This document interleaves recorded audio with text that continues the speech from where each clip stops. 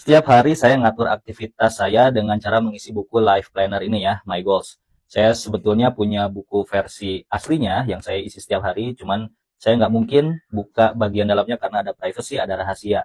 Jadi saya mau tunjukin template-nya saja. Nah, ini tuh di bagian awal ada lembaran kosong seperti ini, bulak-balik ya. Ada dua versi, ada lembaran kosong, ada juga bergaris. Di sini sebetulnya di awal kita tuliskan dulu impian-impian terbesar kita, cita-cita kita. Nah, di sini juga ada kutipan dari Stephen Covey ya. Mulailah dari akhir. Maksudnya bagaimana? Jadi ketika kita punya cita-cita, kita punya impian, kita harus punya bayangan pada akhirnya itu kita ingin seperti apa, puncak akhirnya itu. Nah, dari situ baru kita bikin turunan-turunannya, pencapaian-pencapaian, kemenangan-kemenangan kecil apa yang harus dilalui. Nah, itu agar kita bisa lebih fokus dengan prioritas yang nanti akan kita buat di agenda-agenda hariannya. Di sini juga ada kutipan dari riset Harvard Business School ya. Orang yang menuliskan impiannya memiliki peluang berhasil yang lebih tinggi. Jadi penting banget kita mau bikin gambar ataupun tulisan ini sesuai kreativitas masing-masing, tapi tuliskan impian kita agar kita memiliki arah, agar kita jelas tujuannya mau kemana. Lalu sebagian besar isi buku ini tuh apa sih?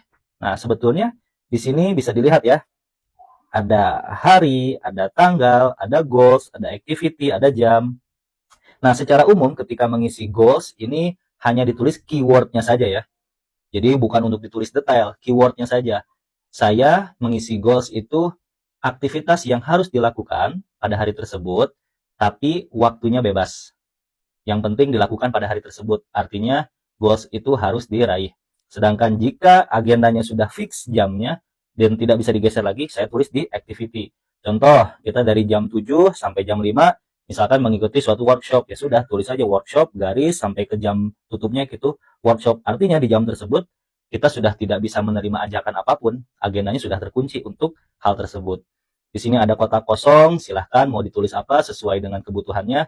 Yang pasti ada evaluasi, misalkan di malam hari kita mau mengecek ada temuan apa, ada insight apa yang jadi top of mind, bisa kita tulis di evaluation ini. Jadi dalam prakteknya ini silahkan kreativitas masing-masing dalam mengisinya. Yang pasti tuliskannya dalam bentuk keyword, bukan detail.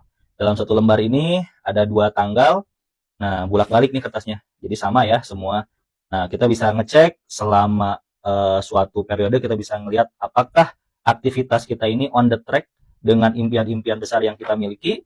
Itu bisa kita telusuri dengan apa yang kita lakukan setiap harinya. Mudah-mudahan sharingnya bermanfaat. Sukses terus. Assalamualaikum.